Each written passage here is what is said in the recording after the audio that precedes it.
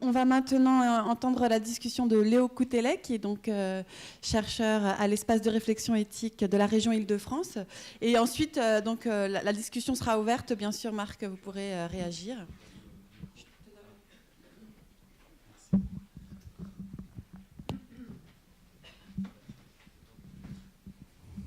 Bonjour à toutes et à tous.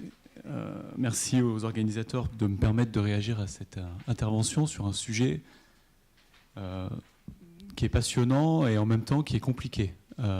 Et c'est peut-être le premier point que je voudrais aborder avec une première question. Comment faire en sorte de traiter ce sujet des conflits d'intérêts sans en rester à une question technique et qui se traiterait d'un point de vue déontologique et d'en faire une question éthique, proprement éthique, et donc d'aller sur un traitement de cette question qui puisse permettre d'identifier toutes les dimensions dont elle relève.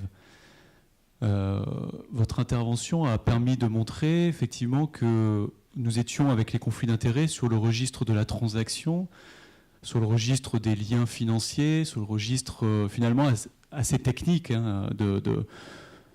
qui peut exister entre différents acteurs. Principalement quand il s'agit des médicaments, entre l'industrie, entre les chercheurs et entre l'administration, qui effectivement ont des intérêts différents et qui parfois, dans leur agencement, on les considère comme illégitimes.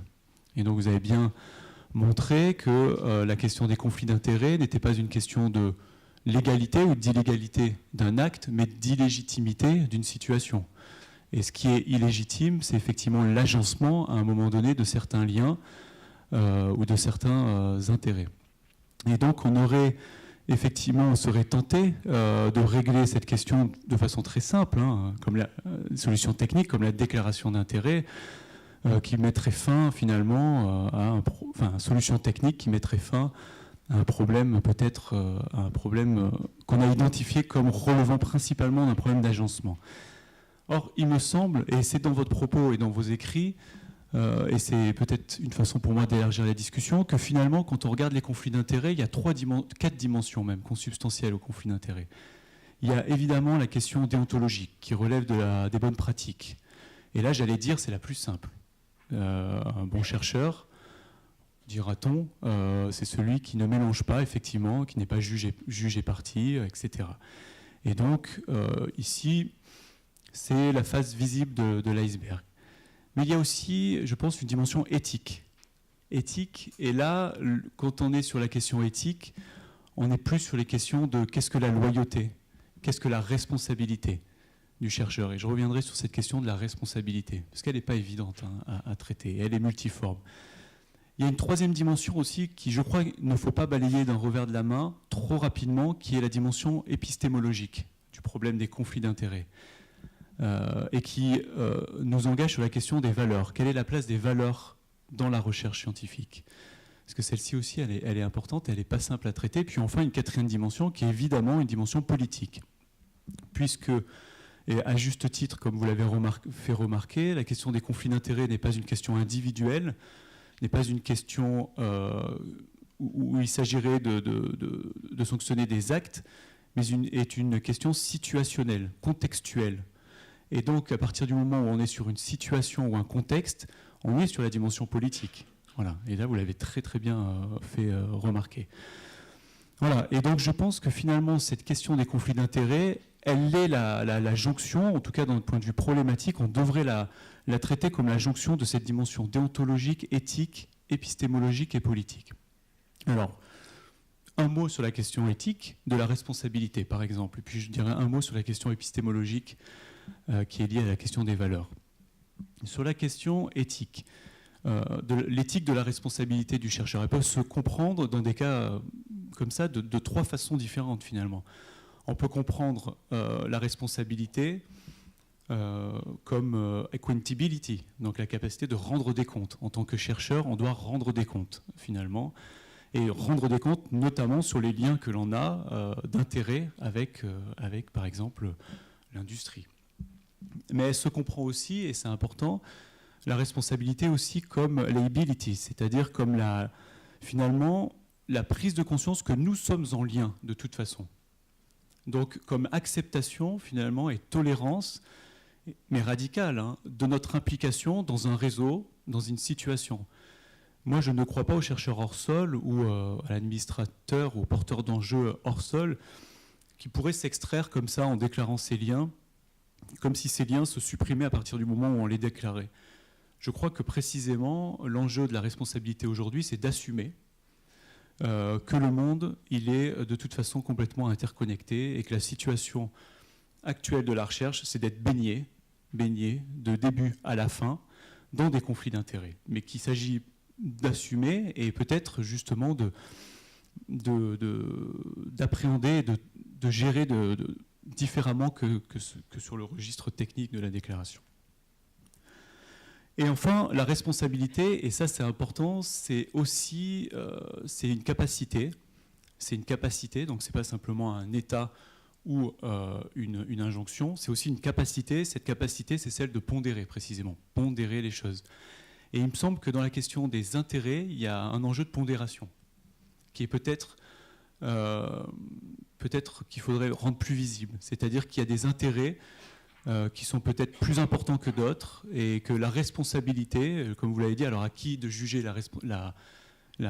on va dire l'importance, justement, c'est votre dernier slide que j'ai beaucoup apprécié, c'est précisément la question de la responsabilité, c'est la question de la pondération et qui pondère et selon quels critères et quelles valeurs on pondère. Et ça, il me semble que c'est très important. Donc voilà, ça, il me semble que c'est des questions proprement éthiques. Alors après, la question épistémologique, elle se manifeste, me semble-t-il, dans quelque chose qui est en arrière-plan de toutes ces questions sur les conflits d'intérêts, qui est l'illusion de la neutralité scientifique. On a l'impression quand même que nous baignons encore, hein, alors que beaucoup de travaux ont été faits en philosophie des sciences et des techniques pour le montrer que la neutralité scientifique est une illusion et d'une part elle n'est pas possible, mais d'autre part elle n'est peut-être même pas souhaitable. Ça c'est un débat qu'on peut avoir. Moi je fais partie de ceux qui pensent qu'elle n'est pas souhaitable, voilà. Parce que précisément je ne crois pas qu'on puisse différencier les rôles aussi facilement entre par exemple le scientifique, le chercheur et le citoyen qu'il est aussi, et qui lui-même a des idéologies, des idées politiques, a un projet qui n'est pas un agenda caché. C'est normal d'avoir un projet de société, des conceptions métaphysiques sur le monde, des conceptions politiques sur la façon dont les choses peuvent s'agencer, et qu'il serait, je pense, illusoire de penser qu'à un moment donné, on peut séparer toutes ces dimensions de non-neutralité, toutes ces dimensions axiologiques du travail quotidien du chercheur. Et donc là aussi, j'allais dire, le conflit d'intérêts épistémiques est finalement au cœur de ce que fait la recherche, de ce qui fait la recherche au quotidien. Et donc il s'agirait plutôt, sur le mode démocratique, de chercher leur partage à ces valeurs, de chercher leur explicitation, pour être sur le registre peut-être plus du conflit agonistique, c'est-à-dire, comme certains sociologues le disent, plutôt que le conflit antagoniste, c'est-à-dire d'essayer finalement de faire véritablement rentrer la science en démocratie en mettant les valeurs sur la table, les intérêts que l'on défend de toute façon par rapport à un projet, j'allais dire, de société par ailleurs, etc. Et donc là aussi, cette dimension épistémologique, forcément, elle est connectée au conflit d'intérêts au sens, j'allais dire restreint, mais c'est pas péjoratif, des liens financiers. Puisqu'évidemment, si l'on a un certain projet à défendre avec certaines valeurs, on va se tourner vers certains acteurs, et souvent de bonne foi, je le pense véritablement, souvent de bonne foi. Si on pense que effectivement telle solution thérapeutique peut résoudre tel problème, on va aller vers les acteurs qui vont peut-être nous apporter ces solutions-là, mais avec de la bonne foi. Mais c'est une question simplement de valeur et de finalité des recherches. Voilà. Et puis sur la question politique, bon, je n'en parlerai pas, puisqu'évidemment, elle nous engage sur des discussions très larges sur l'organisation de la recherche, sur son financement et sur les liens que peuvent avoir les organismes publics et les organismes privés. Et il me semble qu'on ne peut pas évacuer cette question, mais je ne suis pas du tout le mieux placé pour la traiter.